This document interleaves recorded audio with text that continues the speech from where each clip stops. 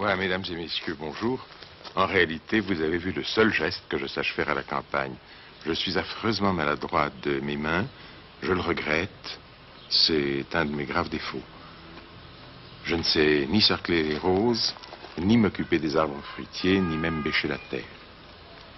Ici, on est chez nous, dans la maison que nous avons en Seine-et-Marne, à une 60aine de kilomètres de Paris, aux confins de l'Oise. La maison n'est pas particulièrement belle, mais elle est confortable. Ici, c'est, je dois le dire, sérieusement, c'est la maison du bonheur. Nous formons, ma femme et moi, un couple heureux. Nous sommes une famille heureuse, avec nos 3 enfants, 2 filles et un garçon.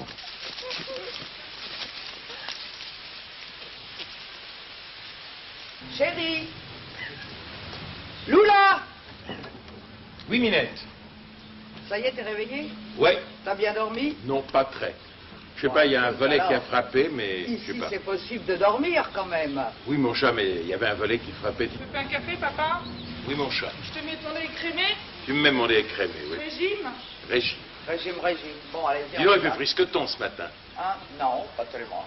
Je sais pas, je vais aller faire un peu de vélo. Bon, bah on y va, chérie. Quelle heure il a? Oh là là.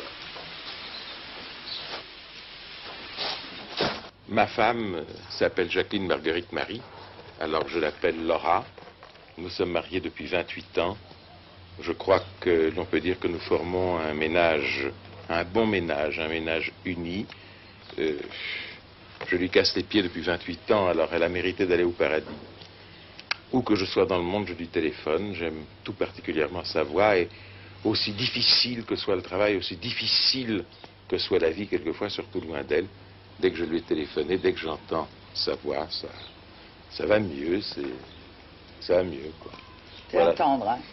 Je suis un tendre. T'es un tendre, Oui, oui. mon voilà. Mais j'aime que tu me dises ces choses-là. Oui, seulement je Je sais que tu les penses de toute façon. Alors, mais tout le monde ne les dit pas. Il y en a qui les pensent et qui ne les disent pas. Ça me fait plaisir de l'entendre.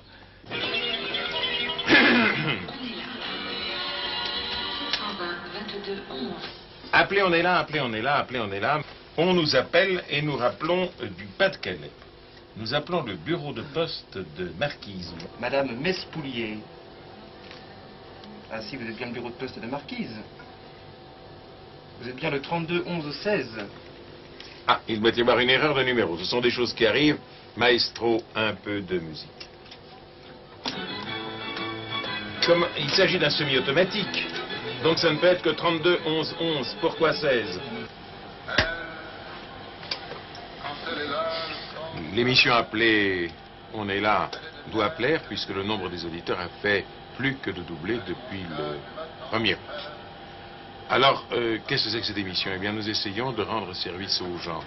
Les gens nous appellent pour un tas de raisons et nous nous rendons compte en intervenant auprès d'organismes publics ou privés, auprès d'administrations, que la quantité d'organismes en France qui peuvent faire des dossiers, rédiger des notes, remplir des formulaires, demander aux citoyens de tout âge, de toute condition sociale, de tout sexe, de tout domicile, de remplir des formulaires, des questionnaires, etc., etc., pour qu'ensuite cette paperasserie se perde, eh bien, ce nombre est considérable. Et avant de commencer cette émission, je n'aurais pas cru qu'il y avait tellement de dossiers et tellement de raisons pour qu'ils se perdent, tellement de moyens, dirais-je, de les perdre. Beaucoup de personnes voudraient venir au théâtre, je pense même aux personnes âgées. Oui. Qui hésitent parce que le soir, surtout que nous rentrons dans la mauvaise saison. Et oui, madame. Qui hésitent parce que le soir, Calais est très gentil. Est-il important pour les Français de connaître la fortune de leurs hommes politiques? On peut dire oui, on peut dire non. On a souvent accusé les hommes politiques de vider la poche des Français. Peut-être qu'après avoir lu l'article du Nouvel Observateur, nous dirons que nous les accusons simplement de vider nos poches. Bien. Vous m'avez employé appréhender dans un sens qui n'est pas bon. On ne peut pas appréhender, me dit, la fortune des hommes politiques. Appréhender, vous voulez dire connaître, comprendre, posséder le détail. Mais appréhender, ça me paraît... général. Oui, mais appréhender, ça me paraît mauvais. Sans ça, c'est bon ce que vous avez dit. Ça tient debout, c'est pas mal du tout, c'est même bien. Vous avez une bribe d'accent. D'où êtes-vous? De la Corrèze. Ah oui, vous me l'avez dit l'autre jour. Un département dont on a beaucoup parlé. Dont on parle encore beaucoup. Encore Et dont on parlera encore beaucoup, je pense. Très bien. Alors, mais appréhender tout de même, j'espère que quand on parlera de la Corrèze, on ne parlera pas d'appréhender. Dans ce sens-là. Appréhender, vous voulez dire se mettre au courant d'eux, etc. Enfin, vous l'avez employé dans un sens presque enveloppant. Non, j'ai voulu l'appréhender dans un sens d'approche. On appréhende une chose, on l'appréhende d'abord dans sa couleur, dans son volume. Oui. Et ma foi, après, on regarde ses dimensions. On appréhende une chose par le volume qu'elle occupe, dans l'espace dans lequel elle est placée. On appréhende l'objet, la hauteur d'un candélabre sur une cheminée, par rapport peut-être à la cheminée, par rapport à la carte. Le soir, il m'arrive une fois ou deux par mois de donner des cours à l'IPSA, l'Institut privé supérieur d'animation. Ce sont des cours d'expression orale. J'apprends aux jeunes et quelquefois à des moins jeunes à ne pas faire trop de fautes de français et à ne pas utiliser des expressions qui ne sont pas agréables à entendre, surtout pour ceux qui veulent ensuite exercer la profession d'animateur dans divers domaines. À l'origine, je me suis intéressé à ces cours parce que j'y rencontrais justement des jeunes et je n'ai jamais voulu perdre contact avec la jeunesse. J'ai des enfants qui ont maintenant 26, 25 et 22 ans. J'ai toujours voulu comprendre ce que pensaient, ce que voulaient les jeunes. Alors ici, c'est peut-être moi qui prenais des leçons. Bon, comment ça va? Maintenant, tu la boucles, t'essaies de pas trop rire. Vous parlez si vous voulez, mais t'essaies de pas trop rire. Alors ici, c'est le lycée Janson. Le lycée Janson a joué à 2 reprises un très grand rôle dans ma vie. D'abord, c'est le seul lycée où j'ai fait mes études. Je suis resté ici depuis la 10e jusqu'à mon second bachot. Les maîtres, les enseignants étaient très bien, je dois dire. Ils dispensaient un enseignement de qualité. Les jeunes gens n'étaient pas toujours très faciles. Il y avait beaucoup de gosses de riches, beaucoup de fils à papa, et ils s'amusaient à marquer la différence sociale. Moi, j'étais le fils d'un homme pauvre. Mon père était à l'époque commis dans une épicerie. Ensuite, il a travaillé comme gérant de teinturerie. Et nous étions dans la gêne. J'avais souvent beaucoup de mal à amasser les 5 francs anciens, bien sûr, nécessaires pour aller me faire couper les cheveux. Et il s'amusait à faire des collectes de pièces de monnaie aussi petites que possible, 5 centimes, 10 centimes. Et alors, il m'enfilait un paquet comme ça en me disant « Tiens, vieux, va donc te faire couper les tifs ». Et c'est là quelque chose que je n'ai jamais oublié. J'ai toujours eu peur de la pauvreté, j'ai l'angoisse de la misère, et si maintenant je travaille beaucoup, peut-être trop au goût de certains, c'est que j'ai la hantise de la gêne. Je ne voudrais certainement pas y retomber. 10 centimes. 10 centimes, allez, donne 10 centimes. Attendez, caméra 10 centimes. Là, c'est pas 10 centimes, non mais c'est bien.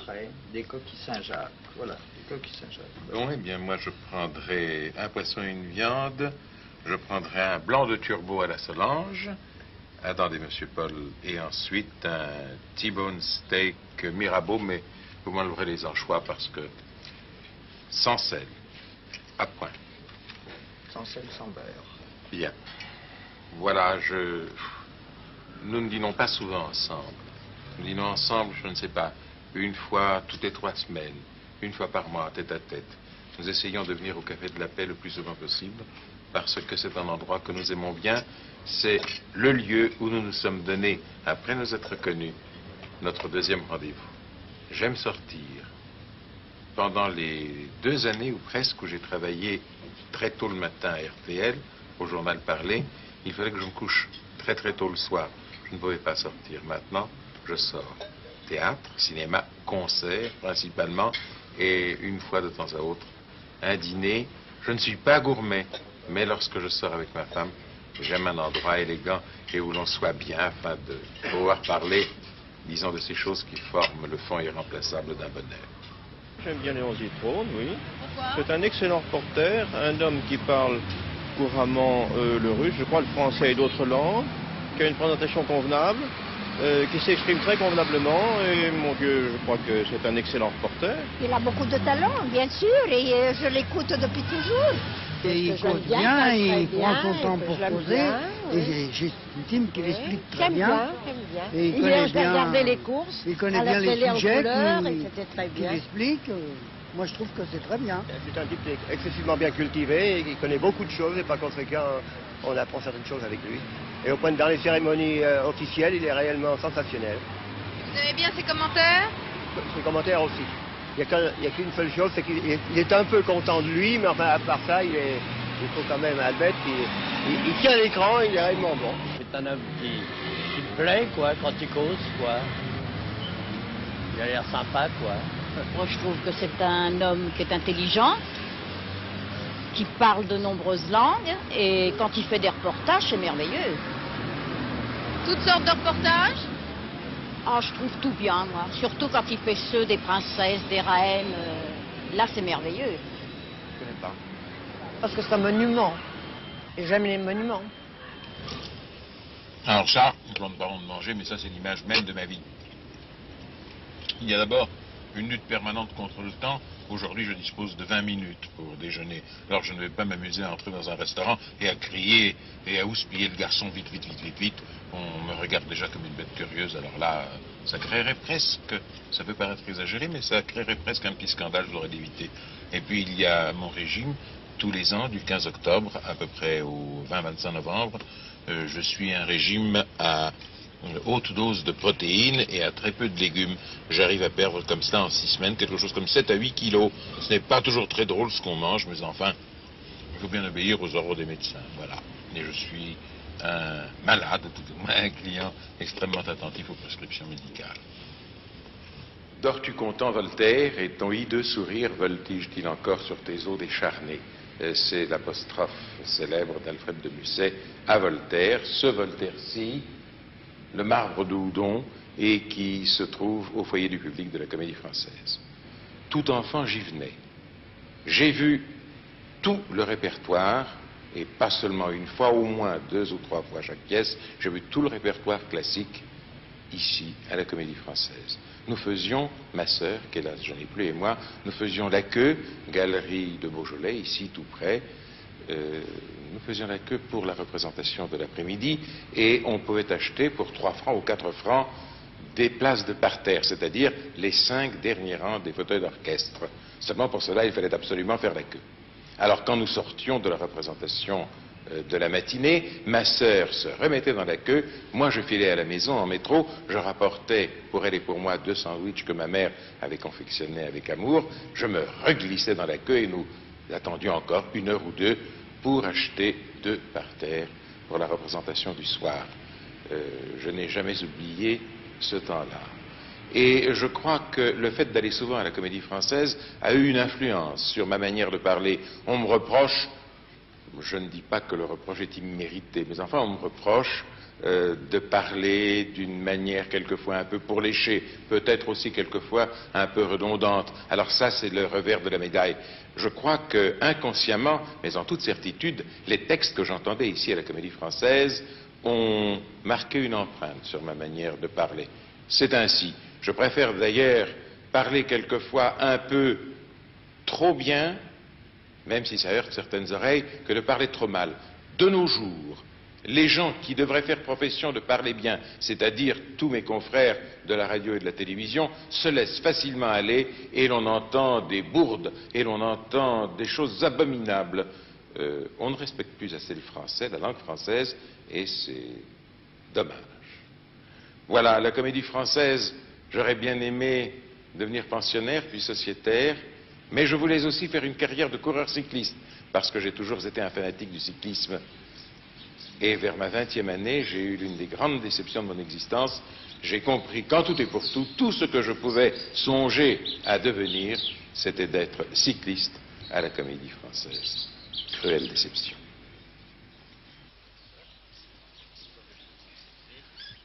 J'aime marcher seul et j'aime marcher dans cette île, tout près de la Marne, vous voyez, juste au bord de la rivière. Il me dirait que oui, s'il me dit oui, ça va. S'il me dit non, bon, alors, pas facile, c'est pas facile, c'est pas facile. Bon, alors, si... c'est ici que je réfléchis, c'est ici que je prends toutes mes décisions importantes. Pour réfléchir, je vais vous faire un aveu, j'ai besoin d'être dans un lieu découvert de manière à me parler à moi-même. Il peut y avoir un pépin. je lui dirai. Je me parle et je me réponds. C'est un péché mignon. C'est ici que j'ai pris toutes les décisions qui ont compté ces dernières années dans ma vie. C'est ici, par exemple, que je me suis dit que je n'accepterais pas les propositions qui m'étaient faites de faire du théâtre. Peut-être ai-je eu tort, mais enfin, j'ai encore toute ma vie devant moi. C'est ici que j'ai décidé de demander un congé de 2 ans à la télévision au moment de la partition de l'ORTF, de manière à pouvoir faire de la radio à RTL, où l'on paye mieux, ce n'est un secret pour personne. C'est ici que j'ai décidé, il y a 3 ou 4 mois, de terminer mon congé à RTL et de revenir à plein temps à TF1. En réalité, cette île qui n'est rien, ce bord de Marne qui ne représente rien d'extraordinaire, c'est, si je devais écrire ma biographie, eh bien, il y aurait plusieurs chapitres qui se passeraient ici. Voilà, c'est mon lieu de pensée. Je voudrais cesser de vivre au rythme terriblement dur de la télévision quotidienne. Maintenant, ai-je réussi sur le plan de la télévision? Ce n'est pas à moi de juger. Si j'ai réussi, c'est uniquement par mon travail. Les pots de banane ne m'ont jamais manqué. Je n'appartiens à aucune coterie, je n'appartiens à aucun parti politique, je n'appartiens à aucun groupe de pression. J'ai énormément travaillé. Je ne pense pas que l'on puisse, dans le monde actuel, et à moins d'avoir un papa très riche derrière soi, je ne pense pas qu'on puisse gagner confortablement sa vie sans travailler beaucoup.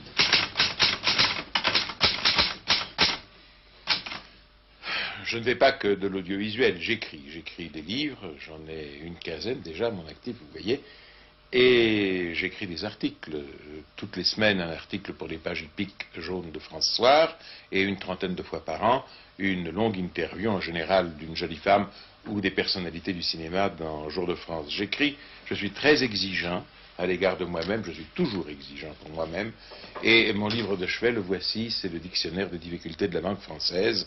Il est rare que je reste 2 ou 3 jours sans l'ouvrir et sans en lire quelques pages, c'est fort utile.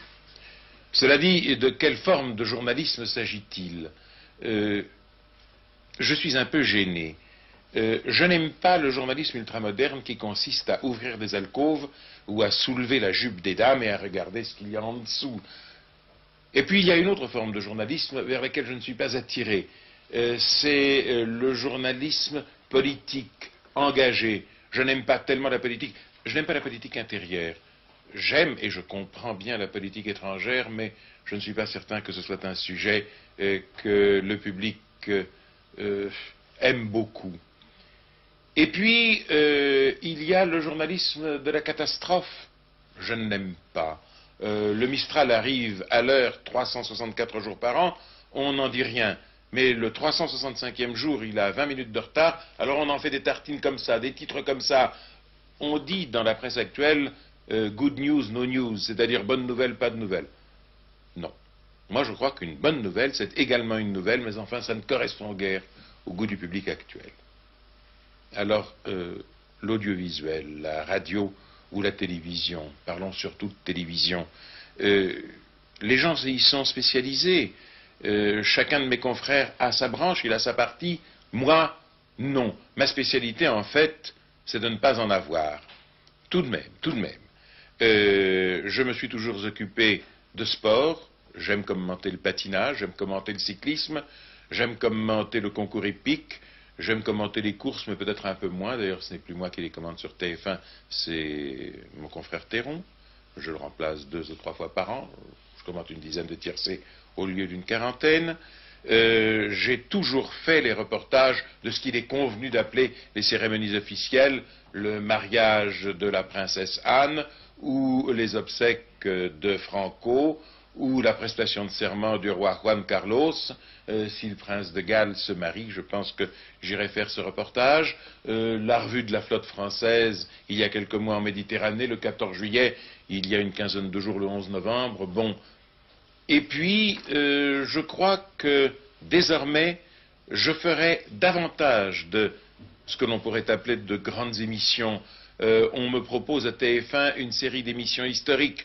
Je songe à quelque chose sur l'anniversaire de la mort de Louis XVI. Je songe aussi à un thème qui serait est-ce que la France ne souffre pas trop de l'hypercentralisation que lui a imposée il y a 3 siècles le cardinal de Richelieu? Vous voyez, j'évolue. Je voudrais faire un peu moins de télévision quotidienne. Bien sûr, il m'arrivera de faire un sujet pour le journal télévisé. J'aime cela, j'ai travaillé pour le journal pendant 20 ans. J'ai présenté 4000 fois le journal télévisé, peut-être 4500. Le referai-je? Je n'en sais rien. Ceux qui le présentent, je songe à Roger Giquel, je songe à Yves Mourouzi, je songe à Jean-Claude Bourret, le font très bien. Moi, je crois que je vais changer de registre et devenir plus sérieux. Non pas plus sérieux dans mon travail, lui-même j'ai toujours été sérieux, je crois. Je sais parler de mes défauts, le désordre, la colère, etc. Mais enfin, je pense que si j'ai une qualité, c'est celle d'être sérieux. Mais enfin, ce n'est pas la manière de faire qui deviendra plus sérieuse, c'est des sujets peut-être qui seront moins pimpants, moins bulles de savon. Je voudrais aller davantage au fond des choses. Voilà comment je vois les 3 ou 4 années qu'il me reste avant la retraite à accomplir à la télévision.